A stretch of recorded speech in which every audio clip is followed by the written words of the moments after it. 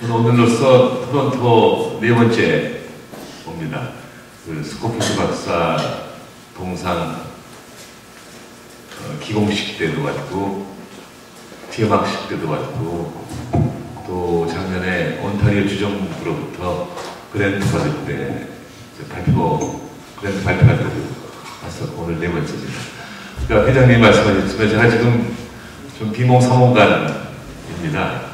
한국 시간으로 29일 저 약속을 잘못해갖고 울산대학 가서 특강을 하고 서울 갔더니 밤 12시 45분인데 그때부터 2시간 동안 짐 싸고 또 아침 10시 비행기 타느라고 잠을 잘 못 잤는데 오늘 와서 보니 김만호 목사님이 스케줄을 굉장히 타이트하게 만드셔서 비행장에서 오자마자 또 저기 어딘가요? 베터런스 메모리얼 내셔널 메모리얼이면 거기 갔다고 하는 바람에 조금 정신이 없으니까 말씀 도중에 약간 시간이 있다 할지라도 양해해 주시기 바랍니다. 저는 스코필드 박사님 때문에 네 번 다 왔습니다만 그분의 도움으로 오늘날에 제가 있게 된 것입니다. 저희 아버지가 초등학교 때 서울로 전부 이사를 해놓고 나셔서 저는 금방 돌아가셔서 아주 어렵게 살았습니다. 저희 어머니가 5남매 키우시다가 아주 힘들으셨죠.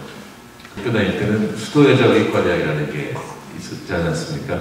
거기 수도여자의과대학 부속병원에 그 병상에 시트 세탁해서 소득을 올려서 저희 5남매를 키우셨으니까 고생 많이 하셨습니다. 자연히 생활이 어려워서 초등학교 3학년부터 중3까지 7년 동안 한 번도 점심 먹어본 적이 없어요. 그래서 저희 집에는 그 옛날식으로 얘기하면 뱀도라리가 없었습니다. 안 싸갖고 갔으니까.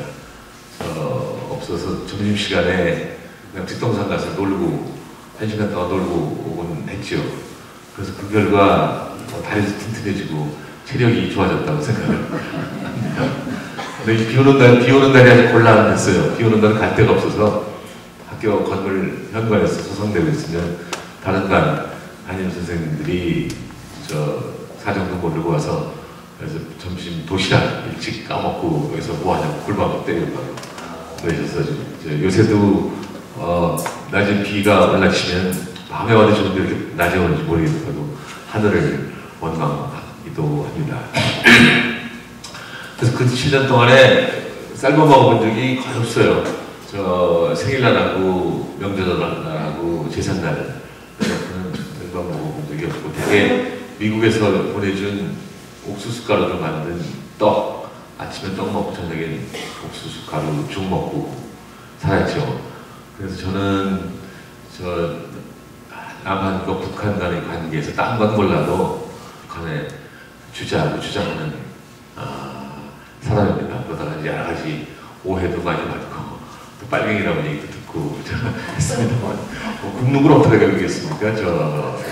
김일성, 김정은 일다 할지라도 북한 주민들이 적어도 옥수수가루로 만든 음식을 먹고 살아야 되지 않냐 그런 생각을 했지요.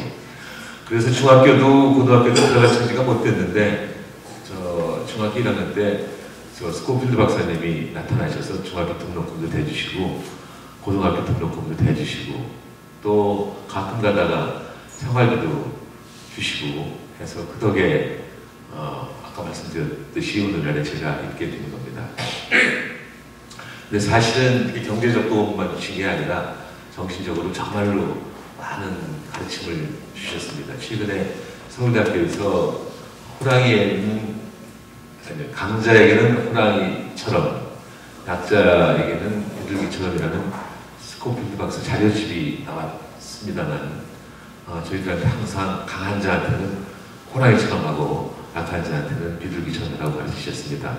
보통은 강자에는 약하고 약자에는 강한 게 아니겠습니까? 근데 그렇게 하지 말라고 가르치셨고 특히 저한테는 앞으로 사회에 대해서 발언할 기회가 생기면은 그 건설적인 비판자가 들어가고 아주 여러 번 말씀하셨습니다.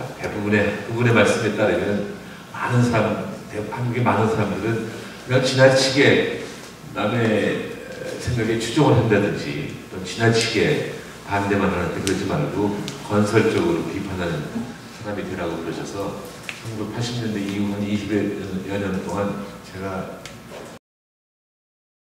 비판을 건설적으로 많이 했다고 자부합니다. 아마 그런 것이 나중에 총장되고 총리 되는 데도 도움이 되지 않았나 생각을 합니다. 오늘 제가 이렇게 말씀드릴 건 뭐 굉장히 많이 있지만 시간이 길지 않기 때문에 그 동반 성장이 무엇인지, 동반 성장의 의의라고 그 가치는 무엇인지에 대해서 간단히 말씀드리고, 될 수 있으면 시간을 많이 내서 여러분과 대화를 하면 어떨까 생각하고 있습니다. 괜찮으시겠습니까? 네. 자, 그럼 동반 성장이 뭐냐고 물어봐요. 우선 발음이 힘들죠? 동반 성장. 저는 뭐 주위에서 하기 때문에 괜찮은데, 주위 안 하고 하면 동방 성장이 돼요. 동방 성장. 동의 이응 받침하고 반의 이응 받침, 그다음에 성의 이응 받침, 장의 이응 받침에서 이응이 이응화돼서 이응이 오면서 동방 성장 이렇게 하죠. 동방 성장위원회가 2010년 12월에 발족되고 나서 한 일주일 후에 청와대에서 회의가 있었어요. 동반 성장에 관한 회의가 있었는데, 그때 끝날 때쯤 사회자가 총리가 3분 동안 마무리 발언하고 대통령 5분 동안 마무리 발언하라고, 그래서 제가 제 말씀을 다 한 다음에 발음 조심하라고 했거든요. 동반성장이니까 동방성장 발음하지 말라고 했는데 예외 없이 대통령이 걸려 들어가면서 시작하는 말씀, 여러분 동방성장 해야 얼마나 잘 살죠. 좀 어쩌으신지 총리가 그 말 안 했으면 내가 제대로 했었을 텐데, 총리가 그 말 하는 바람에 함정에 빠졌다 그런 말씀을 하셨습니다만, 발음하기는 힘들지만 뭐 내용은 간단한 겁니다. 그냥 동반성장이라고 하는 건 뭐냐면은 더불어 함께 잘 살자는 거예요. 더불어 함께 잘 살자. 그러니까 빈부 간의 격차도 좀 줄이고, 대중소기업 간의 격차도 줄이고, 도농 간, 수도권, 비수도권 간의 격차를 줄여서 잘 살자는 거예요. 뭐 더 나아가서 남북 간의 격차를 좀 줄이자는 것도 포함할 수가 있지 않겠습니까?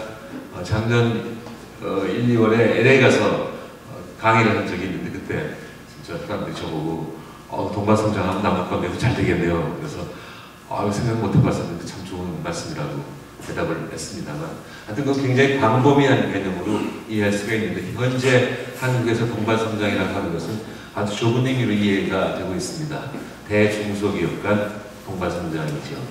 그건 뭐 의도적으로 그런 것입니다. 다른 문제도 다 중요하지만 그 문제를 한꺼번에 풀려드는 하나도 풀 수가 없지 않겠냐. 그러니까 전선이 너무 넓어지면 하나도 성공할 수가 없기 때문에 우선 대중소기업 간 문제가 어느 정도 풀리면 다른 문제도 풀릴 것이라고 하는 생각으로 또 시작을 했습니다.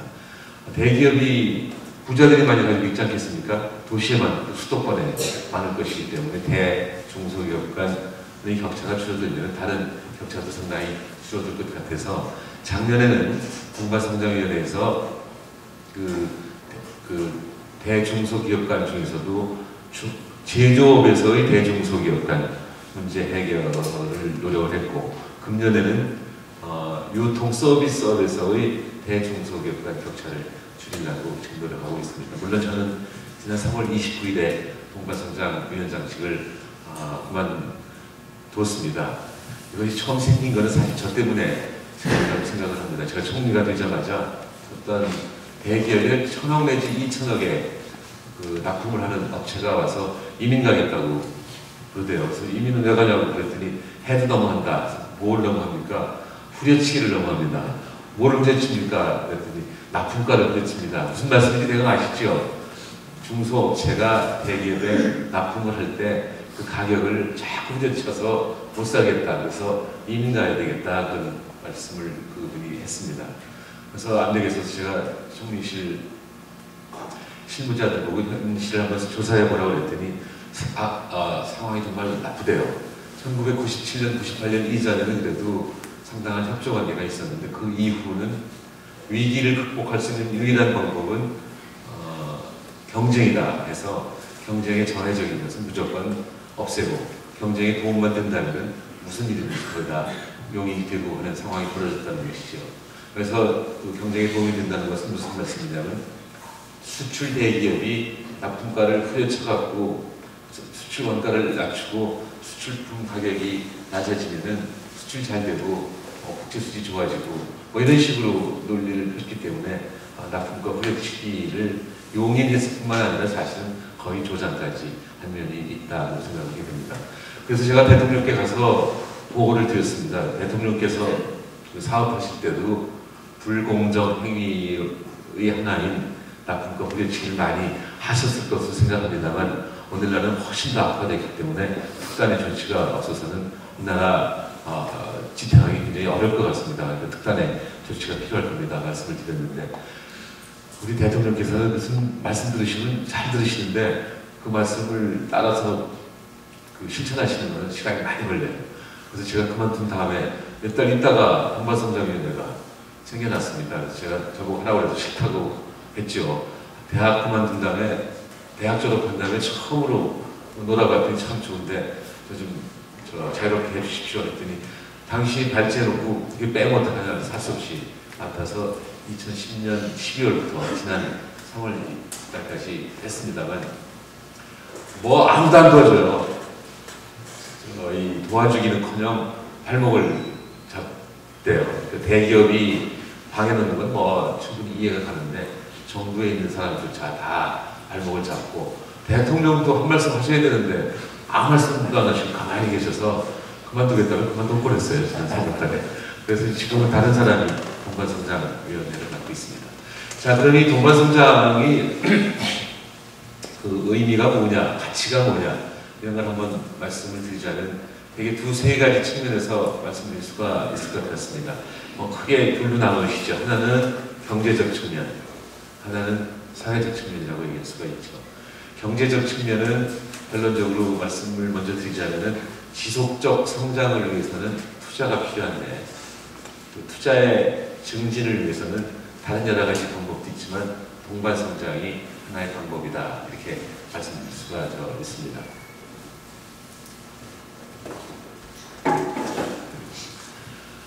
저 따라오세요? 예.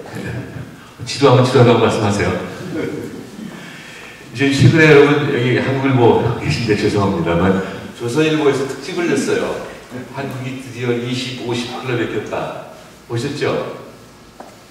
여기서 20은 20, 1000 이게 20,000 20,000에 20,000 달러스 1인당 GDP 2만 달러가 넘습니다. 동시에 100만 50 밀리언 그 인구가 5천만이 넘는다. 인구가 5천만 명이 넘고 동시에 1인당 GDP가 2만 달러가 넘는 나라는 세계 7개밖에 없습니다. 사실 그 조선일보 기자가 저한테 전화를 해갖고 죄송합니다.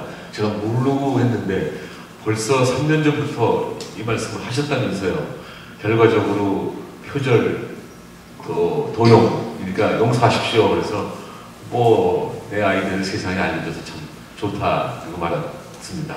그 기자가 그러면은 지금 우리가 그 5천만 저는 5천만 2만이라고 했습니다. 항상 5천. 근데 기자는 역시 센스가 빠르니까 5천만 2만 클럽하면 머릿속에 안 들어오고 길으니까 그냥 50, 20 한 거예요. 50 밀리언, 20, 1000 이렇게 한 거입니다. 그러면서 저보고 우리만 이렇게 좋다고 해서 좋을 게 아니라 다른 나라에서 인정받아야지 되지 않겠냐. 어떻게 하면 인정받냐 그래서 우선 첫째로는 그 2만 달러라는 것이 그렇게 공고하게 되지는 않았는지도 모른다. 그 얘기와 함께 2만 달러가 공고하게 됐다 할지라도 다른 나라에서 인정받으려면은 첫째 고운 말을 좀 써야 된다. 남한테 피해 주지 말아야 된다. 좀 관용을 좀 해야 된다. 또 공동체 의식이 있어야 된다.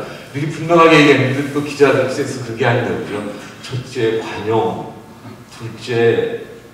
첫째는 관용이고 둘째는 배려고 셋째는 애국심 이렇게 바꿔놨대요. 제가 하는 생각이 훨씬 나은 것 같은데 말을 좀 부드럽게 하고 남한테 피해 안 주고 참고 이렇게 공동체 의식이 있으면 좋겠다고 했는데 뭐 남이 한 말 그대로 듣기는 기분이 안 좋은지 그렇게 바꿔놨는데 제가 정부에 들어가기 전에 서울대학교 학생들한테 한번 물어본 적이 있어요. 세계에서 인구가 5천만 명이 넘고 인당 GDP가 2만 달러가 넘는 나라가 몇이나 되냐 그랬더니 뭐 25이요, 20요 막 해서 안 된다 내려놨는데 18, 15, 12, 10까지 하더니 그 밑으로는 안 내려가대요. 그래서 저는 물론 다 조사하고 간 거기 때문에 7이다. 그랬더니 깜짝 놀라대요. 7이 미국, 일본, 독일, 영국, 프랑스, 이탈리 6나라에다가 한국을 집어넣은 거예요. 그러니까 우리가 정말 one of the seven economic powers in the world라고 생각할 수가 저는 있습니다. 그러나 그 아까 말씀드린 작년에 갔던 미국 대학에서 죄송합니다. 지금 G7은 사실은 미국, 일본, 독일, 영국, 프랑스, 이탈리에 카나다가 아니고 한국이다. 이렇게 카나다 학생이 있는지 모르고 했더니 어떤 카나다 학생이 Why not us? 우리는 아니냐. 그래서 제가 당황했어요. 처음에는. 다 이유가 있다. 카나다는 1인당 소득이 4만 달러가 넘지만 인구가 3,300만인가밖에 안 되는데 인구 3,300만 갖고 대국이라고 할 수가 없다.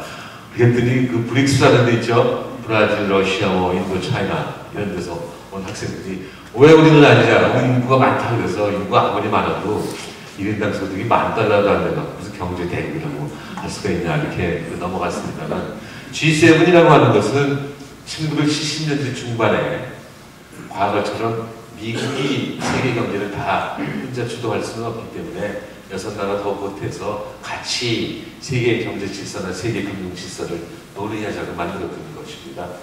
그러다가 90년대 초반에 냉전이 종식되고서는 러시아가 끼어야 얘기를 다 할 수가 있다. 그래서 G8이 됐고 2008년에 미국발 글로벌 금융위기가 난 다음에는 다시 우리 8나라 갖고는 안 되겠다. 좀 더 넣어야 되겠다 했는데 어떤 사람이 차이나 넣자 했는데 미국에서 안 된다. 차이나 넣어가지고서 나서 발언이 너무 커질 것이기 때문에 물타기 좀 해야 되겠다. 그래서 한 5나라 정도 더 넣어서 G13 하려고 했었는데 너도 나도 왜 우리는 안 되냐고 해갖고 결국은 G20이 된 겁니다. 인도네시아도 끼었고 브라질도 끼고 사우디아라비아, 사우스 아프리카 이런 식으로 이제 G20이 된 거죠. 마침 2010년에는 G20 그 정상회담이 서울에서 있었고 총리로서 홍보를 해야 될 것이기 때문에 제가 과외 공부를 좀 했습니다.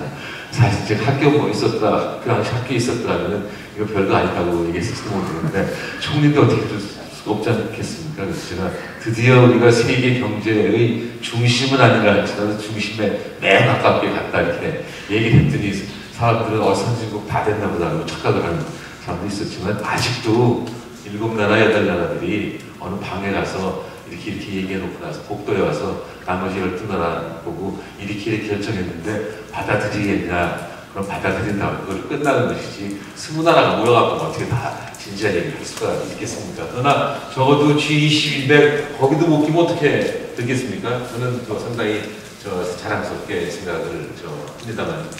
자, 그럼 이거를 G20 스테이트스건 G30이건 아니면 뭐 적어도 제 기준으로 봐서는 G7인데 이거를 유지시키려면 유지하고 또 발전시키려면 지속적으로 성장해야 됩니다. 경제가 성장해야 되는데 지난 5, 60년 동안 성장을 참 많이 했고 사실은 평균 7% 이상 성장을 해서 세계 경제 사상 아주 좋은 기록이긴 합니다만 앞으로 계속될 것이냐에 대해서 의문을 제기하는 사람이 많이 있습니다. 왜 그러냐면은 지금 투자가 안 이루어지고 있어요. 김대중 정부 때도 부진, 노무현 정부 때도 부진, 이명박 정부 때도 부진입니다. 그럼 투자가 잘 이루어지도록 해야 되는데 그렇기 때문에 투자가 안 이루어지는 요인을 살펴봐야 되겠습니다만 대신문에서 말하는 요인이라는 건 다 세 가지예요. 항상 규제가 너무 많다. 공장 하나 짓는데 교장 150개가 되냐? 말이 되냐? 또 경제정책의 일관성이 없다. 어떤 때는 미국보다 더 자본주의적이고 어떤 때는 구소련보다 더 사회주의적이니 무슨 확실성이 있어서 투자하겠냐. 그런 거. 또 하나는 돈 벌어봤자 그거 박수 치는 게 아니라 저 또 도둑질했구먼 이런 식으로 생각하니 누가 투자하려고 그러겠냐. 다 옳은 말씀이고 다 이제 규제도 좀 풀어주고 경제정책의 일관성도 있어야 되고 이제는 돈 번 사람 좀 박수 치고 해야 되긴 합니다만, 제가 이렇게 살펴본 거로는 투자가 안 이루어지는 이유는 대기업하고 중소기업하고 나누어서 생각해 보자면, 대기업은 돈은 많은데 마땅한 투자 대상이 부족하고, 중소기업은 중기술로 투자하면 되니까 투자 대상은 많은데 돈이 없어요. 그래서 투자를 늘리게 하려면 대기업한테는 투자 대상을 자꾸 제공해주고, 또는 대기업 스스로 만들든지 누가 제공해주고, 중소기업한테는 돈을 줘야 됩니다. 그래서 이따 시간이 있으면 더 자세하게 말씀을 드리겠습니다만, 대기업이 투자 대상을 찾는 데는 장기적으로는 교육 계획이 필요하고, 중기적으로는 R&D 있죠. 리서치 앤 디벨롭먼트, 연구 및 개발의 방향이 바뀌어야 되지 않나 생각합니다. 그래서 자꾸 교육 계획 많이 해봤는데 별로 달라진 게 없거든요. 그래서 사실은 인재를 제대로 길러내는 교육 계획을 해야 된다고 생각합니다. 인재가 무슨 엘리트를 의미하는 것이 아니라 건전한 상식을 가지고 있고 상당한 전문 지식을 가졌을 뿐만 아니라 변화하는 사회에 대처할 수 있는 능력을 가진 사람을 인재라고 할 때, 현재 한국에는 전문 지식을 많이 쌓은 사람은 많이 있지만 건전한 상식을 가졌다든지 또는 미래에 대처할 수 있는 능력을 가졌다든지 하는 인재는 그렇게 많지 않은 것이 사실이기 때문에, 무엇을 가르칠 것인지, 언제부터 가르칠 것인지, 어떻게 가르칠 것인지에 대해서 진지한 고민을 해야 되지 않냐 생각을 합니다. What to teach, from when to teach, 그 다음에 how to teach, 이런 것에 대해서 진지하게 고민을 해서 교육개혁을 해야 된다는 말씀이죠.